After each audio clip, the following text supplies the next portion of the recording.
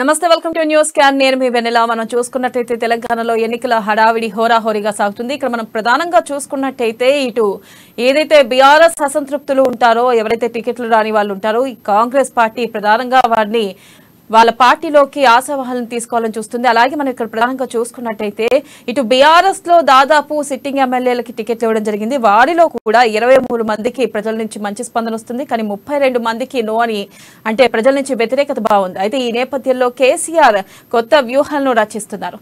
మనం చూసుకోవచ్చు తెలంగాణలో ఎన్నికల వేడి రాజుకుంది. ఇటు బీజేపీ బీఆర్ఎస్ వర్సెస్ కాంగ్రెస్ అన్నట్లుగా కొనసాగుతుంది. ప్రధానంగా మొదటి పేపర్ చూసుకుందాం. మొదటి పేపర్ ఈనాడులో ఫీజుల లెక్కలు చెప్పాల్సిందే. ఏ స్కూల్ ఎంత వసూలు చేస్తుందో సర్కార్కు తెలపాలి.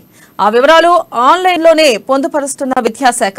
భారీగా పెంచకుండా నియంత్రించే యోచన. ప్రధానంగా మనం చూసుకున్నట్టయితే ఫీజుల లెక్కలు చెప్పాల్సిందే. ఏ స్కూల్ ఎంత వసూలు చేస్తుందో సర్కార్కి తెలపాలి అంటూ కూడా ప్రధానంగా ఇక్కడ చెప్పడం జరిగింది. అయితే మనం ఇక్కడ చూసుకోవచ్చు ప్రైవేట్ పాఠశాలల ఫీజుల నియంత్రణకు సర్కార్ ఈ మేరకు కసరత్తు చేస్తుంది. అయితే ఫీజు లెక్క చెప్పాల్సిందే. ప్రతి సంవత్సరం ఎంత పెంచుతున్నారు, ఒక విద్యార్థి దగ్గర నుంచి ఎంత వసూలు చేస్తున్నారు, ఖచ్చితంగా ఆ వివరాలను ఆన్లైన్లో పొందుపరచాలి అంటూ కూడా ఇటు తెలంగాణ విద్యాశాఖ ఈ మేరకు నిర్ణయించింది. అలాగే మనం నెక్స్ట్ చూసుకున్నట్టయితే వ్యూహాత్మక చేతలు. బారాస అసంతృప్తులతో కాంగ్రెస్ చర్చలు. మైనంపల్లి తుమ్మల ఇతర నేతలతో భేటీలు. ప్రధానంగా మనం చూసుకుంటున్నాం ఏదైతే మైనంపల్లి గాని తుమ్మల గాని అలాగే ఇతర నేతలు ఎవరికైతే సిట్టింగ్లకి సీట్లు రాలేదో అటువంటి వారికి అసంతృప్తులతో కాంగ్రెస్ చర్చలు జరుపుతుంది. వారి పార్టీలోకి చేర్చుకునేందుకు ప్రధానంగా వ్యూహాలు రచిస్తుంది.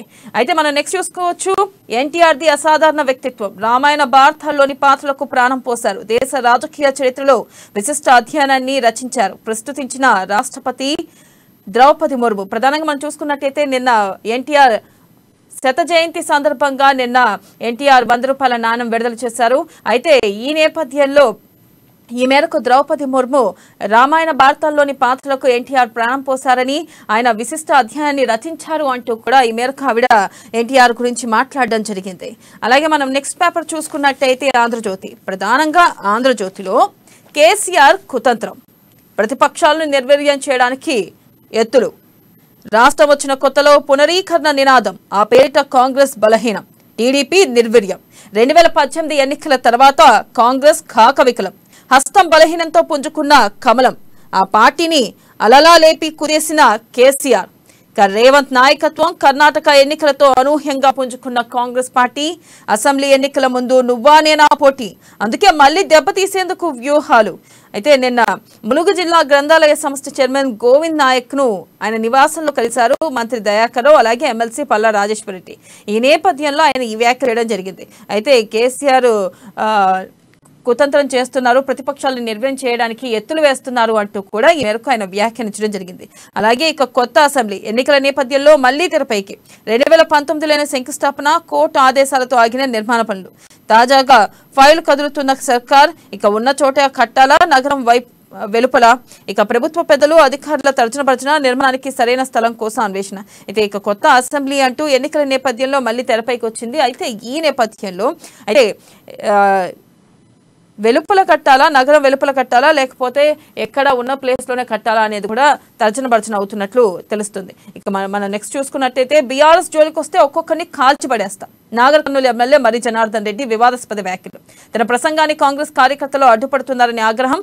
కాంగ్రెస్ చేయి ఊడిపోతుందంటూ ఫైర్. ప్రధానంగా మనం చూసుకున్నట్టయితే నిన్న మర్రి జనార్దన్ రెడ్డి తీవ్ర వ్యాఖ్యలు చేశారు. బీఆర్ఎస్ జోలికి వస్తే కాల్చి చంపేస్తాను, అలాగే ఆయన ప్రసంగానికి అడ్డుపడుతున్నారని తప్ప అయితే అడ్డుపడుతున్నారని ఆగ్రహం వ్యక్తం చేస్తూ కాంగ్రెస్ చేయి ఊపోతుందంటూ కూడా ఆయన ఫైర్ అయ్యారు. అంటే ఎక్కడైనా సరే ప్రశ్నే అంటే మీరు ఇది చేయలేదు అది చేయలేదు అని ప్రశ్నిస్తే మేము ఏం చేసామని ప్రభుత్వం నిరూపించుకోవాలి. కానీ ఇక్కడ ఈయన ఏం చెప్తున్నారంటే మర్రి జనార్దన్ రెడ్డి నేను కాల్చి చంపేస్తా కాంగ్రెస్ని అని చెప్పడం కూడా ఒక విడ్డూరం నెలకొంది. అయితే మనం చూసుకోవచ్చు ఇది ఎంత మేరకు ప్రజల్లోకి ఎట్లా వెళ్తుంది, ప్రజలు దీన్ని ఈ వ్యాఖ్యలు ఎట్లా తీసుకుంటారు అనేది కూడా మనం చూడొచ్చు. అలాగే నెక్స్ట్ మనం చూసుకున్నట్టయితే దేశ రాజకీయాల్లోది ఎన్టీఆర్ది ప్రత్యేక అధ్యాయం. సినిమాలతో సామాజిక న్యాయం సమానత సందేశాల వ్యాప్తి. ప్రజలు ఆయన ఎంతగానో ఆరాధించారు రాష్ట్రపతి ముర్ము. ఎన్టీఆర్ స్మారక నాణం విడుదల. హైదరాబాద్ మీట్లో తొలిసారిగా స్మారక నాణం తయారీ. మంగళవారం నుంచి విక్రయాలు. ప్రధానంగా మనం చూసుకున్నట్టయితే ఎన్టీఆర్ స్మారక నాణం విడుదల చేశారు. నిన్న ఎన్టీఆర్ శత జయంతి సందర్భంగా ఈ మేరకు నిన్న రాష్ట్రపతి చేతుల మీదుగా ఎన్టీఆర్ 100 రూపాయల నాణం విడుదల చేయడం జరిగింది. అయితే ఈ మేరకు మంగళవారం నుంచి విక్రయాలు ప్రారంభం కానున్నాయి. అయితే ధర 3,500 రూపాయల నుంచి 4,800 రూపాయల వరకు పలుకుతుందంట. అయితే మనం నెక్స్ట్ చూసుకోవచ్చు. మార్కెట్ ధర వసూలు చేస్తాం, కమ్మ విలమ సంఘాలకు భూమి ఉచితంగా ఇవ్వలేదు. హైకోర్టుకు తెలిపిన రాష్ట్ర ప్రభుత్వం భూ కేటాయింపు పాలసీ ప్రకారం ధర అంచనాకు కోర్టు అనుమతి, మార్కెట్ విలువ ఎలా నిర్ణయిస్తారు, రికార్డులు సమర్పించండి అంటూ హైకోర్టు వ్యాఖ్య. అయితే మేము మార్కెట్ ధర వసూలు చేస్తాము, ఇక్కడ కమ్మ విలమ సంఘాలకు మేము భూమి ఉచితంగా ఇవ్వలేదు, ఈ మేరకు వాళ్ళకి ఇచ్చిన భూమి ప్రకారం మార్కెట్ వాల్యూ ప్రకారం వసూలు చేస్తాం అంటున్నారు. అయితే దీనిపై హైకోర్టు అసలు మార్కెట్ విలువ ఎలా నిర్ణయిస్తారు, ముందు రికార్డు సమర్పించండి అంటూ కూడా హైకోర్టు తీవ్రంగా స్పందించింది. అలాగే మనం నెక్స్ట్ చూసుకున్నట్టయితే వెలుగు, ప్రధానంగా వెలుగులో రంగంలోకి హైకమాండ్. నేడు రేపు జిల్లాలో బీజేపీ జాతీయ నేతల పర్యటన, త్వరలో మండలాలకు రాష్ట్ర నాయకులు. వచ్చే నెల 7న హైదరాబాద్ లో మిలియన్ మార్చ్, కేసీఆర్ సర్కార్ వైఫల్యాలపై ప్రణాళిక. ప్రధానంగా చూసుకున్నట్టయితే ఇటు బీజేపీ కూడా రాష్ట్రంలో కీలక అంటే కేసీఆర్ వైఫల్యాలు నిలదీయాలని చెప్పి గట్టిగా కంకణం కట్టుకున్నట్టే కనిపిస్తుంది, మనం చూడొచ్చు. అయితే ఎన్నికల సమయం దగ్గర పడుతున్న కొద్దీ ప్రతిపక్షాలు కూడా ఫైర్ పెంచే. ప్రధానంగా చూసుకున్నట్టే ఈ రోజు రేపు ప్రధానంగా జాతీయ నేతల సమావేశం జరగనుంది. అంటే జాతీయ నేతలు రాష్ట్రానికి రానున్నారు. ఈ నేపథ్యంలో ప్రజలను ఆకర్షించే విధంగా వాళ్ళ ప్రసంగాలు కూడా ఉండనున్నాయి. అయితే ఇక్కడ చూసుకున్నట్టయితే వచ్చే నెల 7న మిలియన్ మార్చ్ కూడా నిర్వహించనుంది. అలాగే ప్రధానంగా ఇక్కడ కేసీఆర్ వైఫల్యాలు, అయితే కేసీఆర్ ఏ పథకాలు హామీలు ఇచ్చి ఏవే పథకాలు అమలు చేయలేదో, అలాగే కేసీఆర్ ఏ మేరకు తప్పులు చేశారు అంటే పథకాల అమల్లో కానీ లేకపోతే వివిధ వాటిలో కానీ దాన్ని ప్రధానంగా ప్రశ్నించాలి అంటూ కూడా ఈ మేరకు బీజేపీ నిర్ణయించింది. అలాగే ఇక్కడ చూసుకున్నట్టయితే 23 మందికి జై, 32 మందికి నై అని. ప్రధానంగా ఇక్కడ చూసుకున్నట్టయితే సిట్టింగ్ ఎమ్మెల్యేలకు కేసీఆర్ 115 మంది, దాదాపు ఒక 10 మందికి మినహాయిస్తే మిగతా అందరికీ సిట్టింగ్లకి సీట్లు ఇచ్చారు.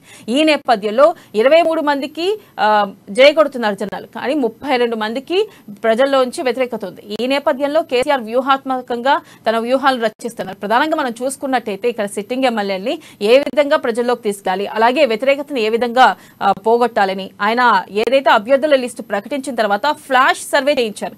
ఈ నేపథ్యంలోనే ఎంతమంది మీద వ్యతిరేకత ఉంది, ఎంతమంది మీద పాజిటివిటీ ఉంది అని చెప్పి ఆయన ప్రధానంగా సర్వే చేయించడం జరిగింది. దీంట్లో 32 మంది ఎమ్మెల్యేల మీద వ్యతిరేకత ఉంది. అయితే ఈ నేపథ్యంలో ఇంత తక్కువ, ఇంకా ఎన్నికలకి మనం గట్టిగా చెప్పుకుంటే ఒక 3 నెలల టైం ఉంది. ఈ 3 నెలల్లో మరి ఎమ్మెల్యేల మీద వ్యతిరేకత నుంచి సానుకూల స్పందన వస్తుందా, మరి 32 మంది గనక ఒకవేళ గనక ఓట్లు తగ్గితే అది ఒక రకంగా బీఆర్ఎస్ కి తీవ్ర నష్టం వాటిల్లే అవకాశం కూడా ఉంది. అలాగే మనం నెక్స్ట్ చూసుకున్నట్టయితే కాంగ్రెస్ వాడిని కాల్చి పండబెడతా, నా కేడర్కు చెప్తే ఒక్కడుకు తిరగడు. నాగర్ కర్నూలు ఎమ్మెల్యే మర్రి జనార్దన్ రెడ్డి వ్యాఖ్యలు. 9 ఏళ్ళు ఏం చేశామని ప్రశ్నించినందుకు కాంగ్రెస్ కేడర్ పై ఫైర్. ప్రధానంగా మనం చూస్తున్నట్టయితే ఇక్కడ 9 ఏళ్ళు ఏం చేశారు, ఎటువంటి పథకాలు అమలు చేశారు, రాష్ట్రానికి ఏం చేశారు, ప్రజలకు ఏం చేశారు అనే ప్రశ్న కాంగ్రెస్ అడిగితే అటు దానికి సమాధానం ఇవ్వకుండా నేను కాల్చి పడేస్తాను, కాల్చి చంపుతాను అంటూ కూడా తీవ్ర చేయడం జరిగింది. అదే ఇది ఎంతవరకు కరెక్ట్ అంటే కాంగ్రెస్ నేను కాల్చి చంపేస్తాను, హస్తం చేయి నరికేస్తాను, ఇవన్నీ ఆయన మర్రి జనార్దన్ రెడ్డి వ్యాఖ్యలు ఈ మేరకు చేశారు. అలాగే నెక్స్ట్ మనం చూసుకున్నట్టయితే సిట్టింగ్ క్యాండిడేట్ 10 నియోజకవర్గాల్లో కన్ఫ్యూషన్, పథకాలకు ఎవరికి వాళ్ళు లిస్టు పంపుతున్న ఎమ్మెల్యేలు అభ్యర్థులు ఇక తాము పంపిన జాబితాని ఆమోదించాలంటూ ఆదేశాలు, ఇక మధ్యలో నలిగిపోతున్న అధికారులు. మనం చూసుకోవచ్చు సిట్టింగ్ వర్సెస్ క్యాండిడేట్లు, అంటే 10 నియోజకవర్గాల సిట్టింగ్లు కాకుండా వేరే క్యాండిడేట్లకు ఇచ్చారు. అయితే ఈ నేపథ్యంలో పథకాలు ఏవైతే అమలు చేయాలో దాంట్లో లబ్ధిదారులకు, దాంట్లో అభ్యర్థుల లిస్ట్ ని ఎవరెవరికి అందాలి,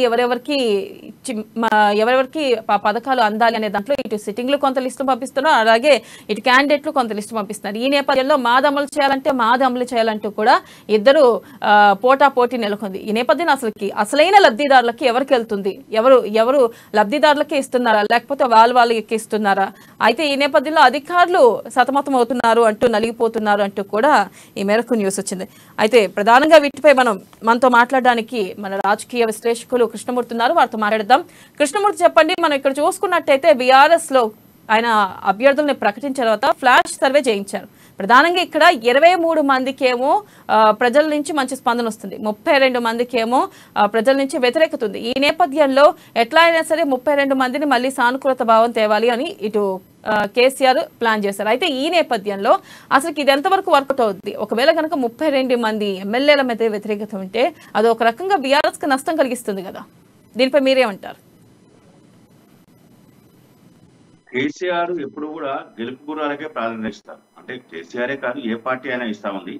అయితే ముఖ్యంగా ప్రకటించిన అభ్యర్థులు వ్యతిరేకత వస్తుంటే ఖచ్చితంగా వాళ్ళని మార్చే అవకాశాలు స్పష్టంగా ఉంటాయి. చివరి క్షణంలో మార్పులు ఉంటాయి అని కూడా మొన్న కేసీఆర్ గారు ప్రెస్ కాన్ఫరెన్స్ లో చెప్పారు.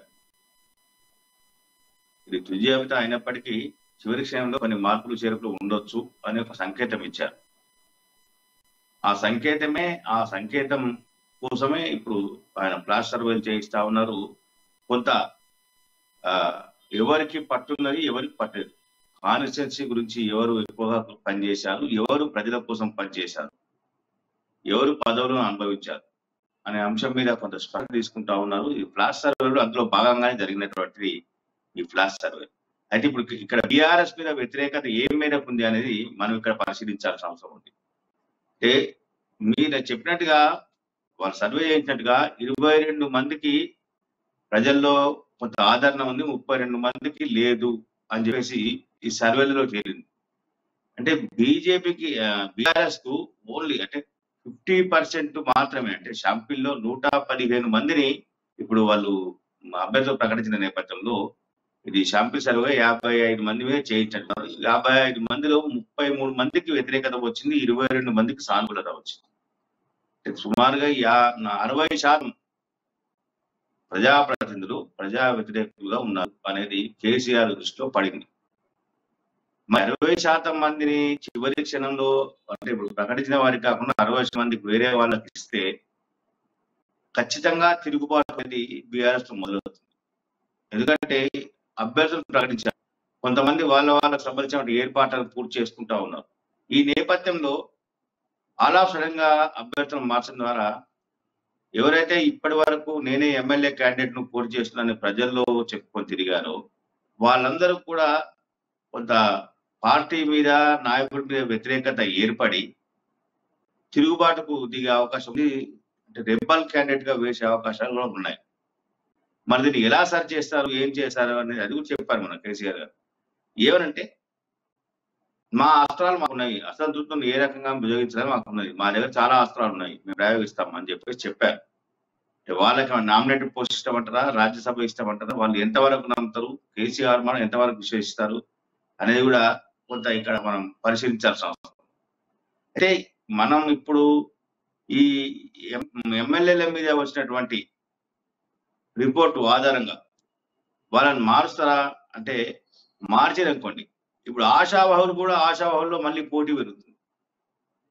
నిన్న వరకు మేము సిట్టింగ్ ఇస్తే ఒప్పుకున్నాం, కానీ ఇప్పుడు సిట్టింగ్ కాకుండా మీరు వేరే వాళ్ళకి ఇస్తున్నారు, మాకు ఇవ్వండి అని కొంత వాళ్ళలో పోటీ వచ్చే అవకాశం ఉంది. అక్కడ అంటే ఆశావాహులు కొంతమంది తిరుగుబాటు చేసే అవకాశం ఉంది. ఇక్కడ సిట్టింగ్ ఉండి నిన్నటి వరకు ప్రచారం చేసుకున్న క్యాండిడేట్లు కొంత తిరుగుబాటు చేసే అవకాశం. కాబట్టి ఇది కొంత కత్తి మీద సాములు అంటే కేసీఆర్ దీన్ని ఎలా అధిగమిస్తారు, ఎలా దాన్ని వ్యతిరేకత తగ్గించుకుంటారు, ఏ కార్యక్రమాలు చేపట్టి వ్యతిరేకత తగ్గించుకుంటారు అన్న విషయాలపైన కొంత పార్టీ కూడా దృష్టి పెట్టే అవకాశాలను దృష్టి పెడుతుంది కూడా. ఇప్పటికిప్పుడు క్యాండిడేట్లను మార్చకపోయినప్పటికీ బీఫామ్లు ఇచ్చే సమయంలో గతంలో కొంతమంది జరిగినాయి. మీకు తెలంగాణ భవన్ పిలుపు వచ్చింది, బీఫామ్ వస్తుంది రండి అని చెప్పేసి వాళ్ళు తమ మంది మార్పులతో వచ్చే లోపలనే ఇంకొక అతనికి ఇచ్చేసి అన్నా ఈసారి సరి చేసుకుందాం తర్వాత చూద్దామని చెప్పారు. అంటే ఈ రకంగా కూడా జరిగే అవకాశం లేదు. అంటే చివరి క్షణం వరకు టికెట్ల కోసం ఉత్కంఠగా ఏర్పడే అవకాశాలు అయితే ఖచ్చితంగా ఉన్నాయి. ఇంకా ఫ్లాష్ సర్వేలు వస్తే ఇంకా చివరి క్షణం బీఫామ్లు ఇచ్చే రోజు వరకు కూడా ఈయన సర్వేలు చేయించే అవకాశాలు ఉంటాయి. ఖచ్చితంగా ఏ పార్టీ సర్వేలు చేయించుకుంటుంది, ఆ సర్వేల రిపోర్టు ఆధారంగానే బీఫామ్లు వచ్చే అవకాశం ఉన్నాయి. కాబట్టి ఈ 33 మంది విషయంలో ఇది 33 వస్తుంది అంటే 55లో 33 మంది వ్యతిరేకత ఉంది అంటే మిగతా 60 మందిలో మరొక 34 మందికి వ్యతిరేకత ఉండొచ్చు. అంటే ఈ 33 ఆ 34 సుమారుగా 75-80 మంది వరకు మారుస్తే కొంత పార్టీకి ఇబ్బందిగా వచ్చే అవకాశం అయితే కనిపిస్తాం.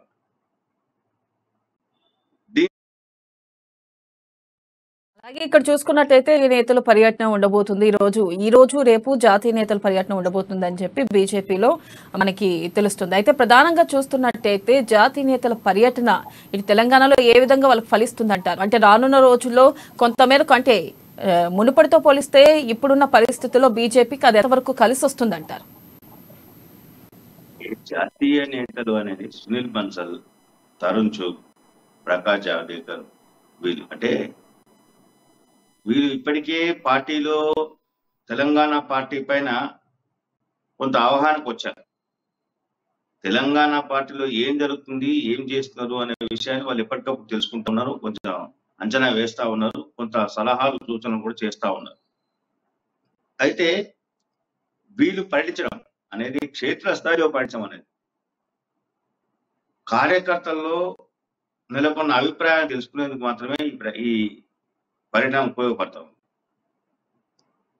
కార్యకర్తలు, క్షేత్రస్థాయిలో ఉన్న కార్యకర్తలు పార్టీ గురించి ఏమంటున్నారు,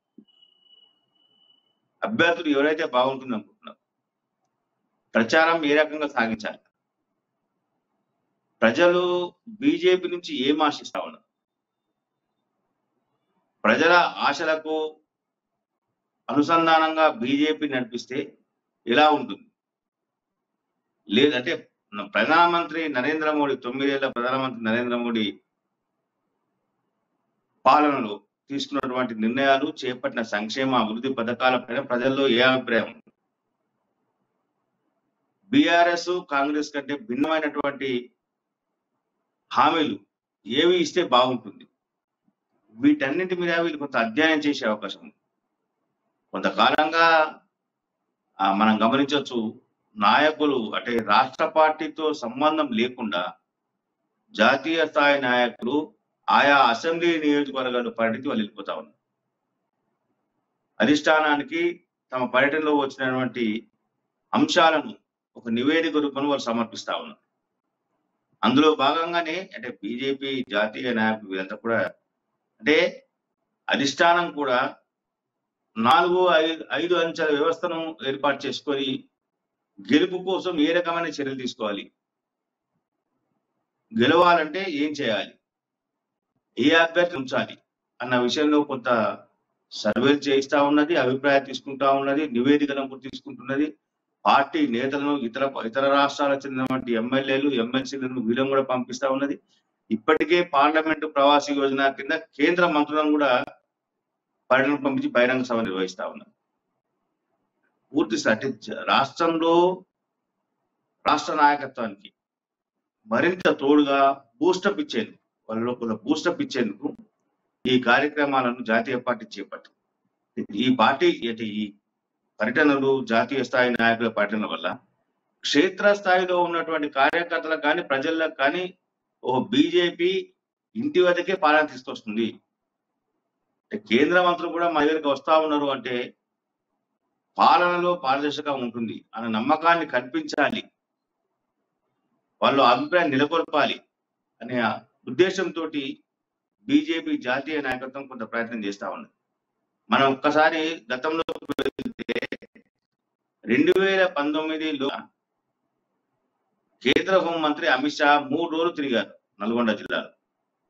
నల్గొండ జిల్లాలో 3 రోజులు అక్కడే క్షేత్రస్థాయిలో పాటించడం, అక్కడే నిద్రించడం, క్షేత్రస్థాయిలోనే ఆయన నిద్రించారు. హెడ్ క్వార్టర్స్ కు అక్కడెక్కడికి వెళ్లకుండా ఆయన హోంమంత్రిగా ఉన్న సమయంలో ఆయన ఉంచారు. అంటే అప్పటి నుంచే ఈ కార్యక్రమాలు చేపట్టాలనుకున్నప్పటికీ కొంత అంటే ప్రభుత్వంలో పనులు కానీ, లేకపోతే పార్టీ పరంగా ఒత్తిళ్లు కానీ, లేకపోతే మిగతా ఆయా రాష్ట్రాల్లో జరిగేటువంటి ఎన్నికలు, వాటి ప్రాధాన్యత, వీటన్ని దృష్టిలో పెట్టుకొని కొంత అప్పటి నుంచే అమలు చేయాలనుకున్నప్పటికీ అది సాధ్యం కాకపోవడంతో తాజాగా ఎన్నికలు వస్తా ఉన్నాయి. ఎన్నికల్లో విజయమే పరమావధిగా బీజేపీ పనిచేస్తా ఉన్నది. పనిచేసినప్పుడు ఈ కార్యక్రమాలు తీసుకొని అంటే గతంలో అనుకున్నటువంటి కార్యక్రమాలను అమలు చేస్తే ఎలా ఉంటుంది అన్న ప్రాతిపదికన ఈ సునీల్ బన్సల్ గారిని మనం చూసుకున్నట్టయితే ఇక్కడ బీఆర్ఎస్ ఎమ్మెల్యే జనార్దన్ రెడ్డి కాంగ్రెస్ గురించి తీవ్ర వ్యాఖ్యలు చేశారు. కాంగ్రెస్ వాడిని కాల్చి పండబెడతా అన్నాడు. ఇక్కడ చూడొచ్చు, వాళ్ళు 9 సంవత్సరాలు ఏం చేశారు అంటే ప్రతిపక్షాలు అన్నాక అడుగుతాయి, కానీ ఆయన అడిగిన దానికి ఆన్సర్ చెప్పకుండా కాంగ్రెస్ వాడిని కాల్చి పండబెడతా, హస్తం చేయి తీసేస్తా ఈ వ్యాఖ్యలు చేశారు. అసలు ఈ వ్యాఖ్యను మనం ఎలా పరిగణించవచ్చు అంటారు? మేము కొత్తగా యథా రాజా తదా ప్రజ, గతంలో కేసీఆర్ మాట్లాడలేదా? ప్రగతి భవన్ వేదికగా ఆయన ఇష్టములుగా మాట్లాడలేదా? ప్రధానమంత్రి నరేంద్ర మోడీని, కేంద్ర మంత్రి కిషన్ రెడ్డిని ఇష్టమని తిట్టలేదా ఆయన? అసలు ప్రజాస్వామ్యంలో ఒక రాజకీయ నాయకుడు మాట్లాడి ఆయన మాట్లాడారు కదా. ఎన్నికల సమయము ఆయన కొంత వ్యతిరేకత ఏర్పడుతుంది నాగర్ కర్నూలులో. దానికి కార్యకర్తలు ప్రశ్నిస్తున్నారు, పనిచేసిన ఏందని. చేసిన పనులు చెప్తారు, చేసిన పనులు లేవు కాబట్టి ఆ రకమైన వ్యాఖ్యలు చేసి బెదిరింపులు దిగడం. రాష్ట్ర ప్రభుత్వం ఏం చేస్తుంది? పోలీస్ శాఖను అడ్డం పెట్టుకొని ఎవరు బెదిరింపులు చేస్తున్నారు, ఎవరు ప్రభుత్వాన్ని ప్రశ్నిస్తున్నారు, ఎవరు ఆర్టీఐ ద్వారా సమాచారం కోరుతా ఉన్నారు, ఆ సమాచారం ఇస్తే ఏంటి, ఇవ్వకపోతే ఏంటి, ఎందుకు కోరుతా ఉన్నారు అని ఎంక్వైరీ చేసుకొని ఆ సదరు వ్యక్తుల మీద అక్రమ కేసులు బనాయించిన సంఘటన లేవా? హైకోర్టు ఎన్నోసార్లు ఎంతో మంది విషయంలో అక్షంతలు వేయలేదా? అక్రమంగా పీడీ యాక్ట్ కూడా ప్రయోగించారు కదా కొంతమంది మీద. పీడీ యాక్ట్ కూడా అట్లా ప్రయోగించకూడదని హైకోర్టు ఆంక్షలు ఆర్డర్స్ ఇచ్చింది కదా. ఇది కూడా అదే. నాయకుడు మంచిగా ఉండి, నాయకుడు ప్రజలకు జవాబుదారీగా ఉండి, నాయకుడు ప్రజలకు ఏమడుగుతున్నారో వాళ్ళకి సమాధానం చెప్పే విధంగా ఉంటే కింది స్థాయి వాళ్ళు అలే ఉంటారు. ప్రగతి భవన్ కు రానివ్వరు, ప్రజా సమస్యలు ప్రగతి భవన్ లో విననివ్వరు. గవర్నర్ నేను వింటాను అని ప్రజా దర్బారు పెడితే ఆమెను విమర్శిస్తారు. అంటే ఇది వాళ్ళు చెప్తున్నా నియంత రాజ్యానికి ఇది పరాకాష్ట. దాంట్లో ఆ నియంత రాజ్యంలో సామంత రాజులు కూడా అదే విధంగా ఉంటారు. ఆ నాగర్ కర్నూలు వంగి మర్రిజనార్దన్ సామంత రాజు అనుకుంటున్నారు కాబట్టి వారు ఇష్టములుగా మాట్లాడతారు. వాళ్ళు వ్యతిరేకించేందుకు అవకాశాలు లేవు. దాన్ని పార్టీ ఖండించదు. హరీష్ రావు లాంటి మేధావులు మాట్లాడలేరు, వాళ్ళ గురించి మాట్లాడరు. వేరే వాళ్ళైతే అదే పదే పదే వల్లెవేసి దాంట్లో ఉన్నది నేను అన్ని కలిపి చెప్తా ఉంటారు. కానీ వేరే పార్టీని తిట్టడం అనేది వీళ్ళకు ఫ్యాషన్ గా మారింది. రాజకీయాల్లో విమర్శలు ప్రతి విమర్శలను సహజం, కానీ నన్ను విమర్శించొద్దు, నేను మాత్రం ఏదైనా విమర్శిస్తాను. నేనైతే ఏదైనా మాట్లాడగలను, ఏదైనా ఆరోపిస్తాను, కానీ నన్ను ఎవరు ఆరోపించద్దు. నేను చేసిన తప్పులను ప్రశ్నించొద్దు, నేను చేసిన తప్పును ఎత్తి చూపొద్దు అనే మనస్తత్వం వీళ్ళలో ఉన్నంత కాలం ఇట్లాంటి ఇంకా ప్రచార సమయంలో ప్రచారం ఉధృతమైన తర్వాత కాంగ్రెస్ బీజేపీ అభ్యర్థులు వచ్చిన తర్వాత ప్రచారం ఉధృతమైన తర్వాత భౌతిక దాడుల గురించి మనం ఆశ్చర్యపడాల్సిన అవసరం లేదు. ఎటు వ్యక్తి మీద, ఎటు అభ్యర్థి మీద వీళ్ళు భౌతిక దాడులు దిగినా మనం ఆశ్చర్యపడాల్సిన ఉంది. పోలీసులు ప్రేక్షక పాత్ర వహించినా మనం ఏమి దానికి బాధపడాల్సిన అవసరం లేదు. పోలీసులు ఖచ్చితంగా. అలాగే ఇక్కడ చూసుకున్నట్టయితే మర్రి జనార్దన్ కాంగ్రెస్ నేతల గురించి ఈ వ్యాఖ్యలుస్తుంటే ఇటు కవిత, ఎమ్మెల్సీ కవిత ఆవిడ ఏం చేస్తుందంటే సునీల్ మంచోడు, కాంగ్రెస్ నేత గురించి సునీల్ మంచోడు అంటూ ఆవిడ కామెంట్స్ చేశారు. అసలు ఈ కామెంట్స్ మనం ఏ విధంగా చూడొచ్చు అంటారు? రాజకీయాల్లో అందరూ మర్యాదగా ఉంటారని కాదు, అందరూ కవితలాగా ఉంటారని కాదు. ఒకరు విమర్శించినప్పుడు ఇంకోరు మాట్లాడచ్చు. సునీల్ రెడ్డి ఏదైతే ఆర్మూర్ సంబంధించిన కాంగ్రెస్ నాయకుడు సునీల్ రెడ్డి గురించి ఏదైతే వ్యాఖ్యలు చేశారో, వారు గతంలో టిఆర్ఎస్ కు అభిమానిగా ఉన్నారు. పరోక్షంగా టిఆర్ఎస్ పార్టీకి ఆయన మద్దతు ఇచ్చారు. ఆయన వ్యాపారవేత్త, ఆర్యన్ ట్రావెల్స్ అధిపతి. ఆయన గతంలో చాలా సందర్భాల్లో కవితతో కలిసి ఆయన వ్యాపారాలు కూడా చేశారు అని చెప్పేసి కొంత ప్రచారం ఉంది. ఇప్పుడు ఆ వ్యాపారం లేవా అని తెలియదు. కానీ అంటే సునీల్ గురించి వ్యాఖ్యలు చేయడం అనేది అంటే ఆయనలో మంచి వ్యక్తిత్వం ఉందని కవిత గ్రహించి ఉంటారు కాబట్టి ఆ విషయాన్ని అక్కడ ప్రస్తావించి ఉంటారు. అంటే నిజామాబాద్ పార్లమెంట్ సంబంధించినటువంటి అంశం మీద నిజామాబాద్ పార్లమెంట్ లో తన మద్దతు కావాలి అని అనేక రకాలైనటువంటి అనేక పార్టీ నాయకులను కూడా కవిత కొంత సంప్రదించుతా ఉన్నారు. అందులో భాగంగా సునీల్తో మాట్లాడి ఉంటారు. సునీల్ కూడా తన మద్దతు తెలిపి ఉంటారు. కాబట్టి ఈ రకమైన వ్యాఖ్యలు చేసి ఉంటారు. లేదా సునీల్ వ్యక్తిగతంగా సునీల్ను అంటే ఆయన అటువంటి కార్యక్రమాలను ఆయన ప్రజాసేవ దృక్పథాన్ని కొంత పరిశీలించిన తర్వాత ఓకే అంటే ఇప్పుడు ఉన్నటువంటి ప్రజెంట్ ఎమ్మెల్యే కంటే సునీల్ రెడ్డి మంచోడు అని కూడా కవిత భావించుకుంటారు. జీవన్ రెడ్డి ఎవరైతే ఆర్మూర్ నుంచి ఉన్నారో ఎమ్మెల్యే జీవన్ రెడ్డి కన్నా సునీల్ రెడ్డి మంచోడు అనుకుంటారు. కాబట్టి ఆ రకంగా వాడు వ్యాఖ్యానించి ఉంటారు. ఏదేమైనా రాజకీయాల్లో మంచిని మంచి, చెడును చెడు అది చెప్పడం అనేది అలాగే మనం ఇక్కడ చూసుకున్నట్టయితే సిట్టింగ్ వర్సెస్ ఇటు క్యాండిడేట్ అన్నట్టుగా కొనసాగుతుంది బీఆర్ఎస్ లో పరిస్థితి. 10 నియోజకవర్గాల్లో సిట్టింగ్ల ప్లేస్ లో క్యాండిడేట్లకి అవకాశం ఇచ్చారు. అయితే ఈ నేపథ్యంలో పథకాల అమలు విషయంలో ఇటేమో సిట్టింగ్లు మేము చెప్పిన అభ్యర్థులకు ప్రకటించాలని, ఇటేమో క్యాండిడేట్లు మేము చెప్పిన అభ్యర్థులకు ప్రకటించాలని, అసలు వీళ్ళ గొడవ మధ్య అసలైన లబ్ధిదారులకు పథకాలు అందుతాయంటారా? అసలైన లబ్ధిదారులకు ఏముందమ్మా? 5 సంవత్సరాల నుంచి మనం గడిచిన 9 ఏళ్ల నుంచి మనం పరిశీలిస్తే పైరవీలకే పెద్దపీట వేశారు కదా. మనం గతంలో బీఆర్ఎస్ నేతలు కార్యకర్తలు చేసిన ఆరోపణలే పరిశీలించాలి. ఇక్కడ ప్రభుత్వ ఉద్యోగ పనిచేసిన వాళ్ళకు 10 లక్షల దళిత బీమా వచ్చింది. గతంలో ట్రాక్టర్ల కేటాయింపులు చిన్న కమతాలు ఉన్న వాళ్ళకి ఇవ్వాలి, భూస్వాములకు కేటాయించారు. అదేవిధంగా దానికి సంబంధించిన అంటే పొలం ఉండి అంటే భూమి ఉండి పట్టా ఉండి వాళ్ళకు మాత్రమే కొంత ఈ ట్రాక్టర్లు అభిప్రాయం ఉంది, ఇవ్వాల్సిన నిబంధన ఉంది. కానీ భూమి లేకుండా బీఆర్ఎస్ కార్యకర్త ఆయన కూడా ఇచ్చేశారు. తీసుకున్న అంటే కేటాయించిన ట్రాక్టరు వ్యవసాయ పంటకు కాకుండా మిగతా కార్యక్రమాలు వాణిజ్య కార్యక్రమాలు వినియోగిస్తున్నప్పుడు కూడా చర్యలు తీసుకున్న సంఘటన ఉంది. గతంలో మనం కొంగరకరంలో సభ పెట్టారు, వరంగల్లో సభ పెట్టారు, ట్రాక్టర్లతోటే పెట్టారు. లబ్ధిదారులతో పెడుతున్నామని చెప్పేసి పెట్టారు. ట్రాక్టర్ల ద్వారానే జన సమీకరణ అనేది బీఆర్ఎస్ చేసింది కొంగరకరం సభ. అంటే ట్రాక్టర్లు కాదు, అంటే ఏది చెప్పినా లబ్ధిదారుల పథకాలు అనేది ప్రభుత్వ పథకాలు బీఆర్ఎస్ నాయకులు ఎమ్మెల్యేలు చెప్తేనే వచ్చింది. ఒకవేళ ఆ నియోజకవర్గంలో బీఆర్ఎస్ ఎమ్మెల్యే లేడు, ప్రతిపక్షానికి చెందినటువంటి కాంగ్రెస్ బీజేపీ ఎమ్మెల్యే ఉన్నప్పుడు అక్కడ ఏం చేశారు? ఒక మంత్రిని ఇన్ఛార్జ్ చేశారు ఆ నియోజకవర్గాన్ని. ఆ మంత్రి సిఫారసు చేసిన వ్యక్తికే ఇచ్చారు. ఇక్కడ నిబంధనలు అధికారులు ఎవరు పాటించలేదు. కాకపోతే ఇప్పుడు వచ్చిన అధికారులకు వచ్చిన సమస్య ఏంటంటే ఒకే పార్టీకి చెందిన 2 నాయకులు ఒత్తిడి తీసుకోవడం వీళ్ళు ఇబ్బంది పడతా ఉన్నారు. నిన్నటి వరకు చేసింది అదే అధికారులు. వాళ్ళకి అధికారులకు ఈ పైరవీలకు అధికారులు చేయడం, అధికారులు ఏదో మంచిగా చేస్తా ఉన్నారు వాళ్ళు, కాబట్టి ప్రభుత్వ ఒత్తిడితో వాళ్ళు ఇబ్బంది పడుతున్నారు. ఇక్కడ సమస్య అధికారులు. బీఆర్ చెందిన 2 నాయకులు నేను సిఫారసు చేయడం వాళ్ళకి అంటే నేను సిఫారసు చేయడం ఇవ్వడంతో ఎవరికి ఇవ్వాలి? దీంట్లో 2 బీఆర్ఎస్ నాయకులే, ఎట్లాగో బీఆర్ఎస్ లకే ఇస్తాం కానీ ఎవరికి ఇవ్వాలి అనే అంశంలో వీళ్ళు ఇబ్బంది పడతా ఉన్నారు. కానీ వేరే ఇక్కడ ప్రభుత్వ పరంగానే నిబంధనలు పాటిస్తే నిబంధన ఉల్లంఘించమని అడుగుతా ఉన్నారు. దీనికి ఎట్లా చేయాలి అని అధికారులను ఇబ్బంది పెట్టే సమస్య ఇక్కడ లేదు. అధికారులు ఆ రకంగా ఆ పనులు ఎప్పుడూ మర్చిపోయేవారు.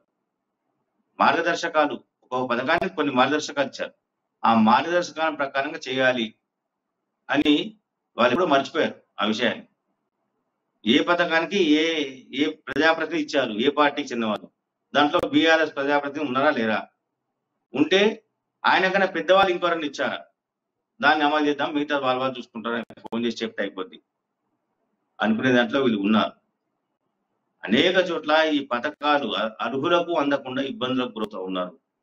కాబట్టి అర్హులకు అందాల్సిన అవసరం ఉంది, అర్హులకు న్యాయం చేయాల్సిన అవసరం ఉంది.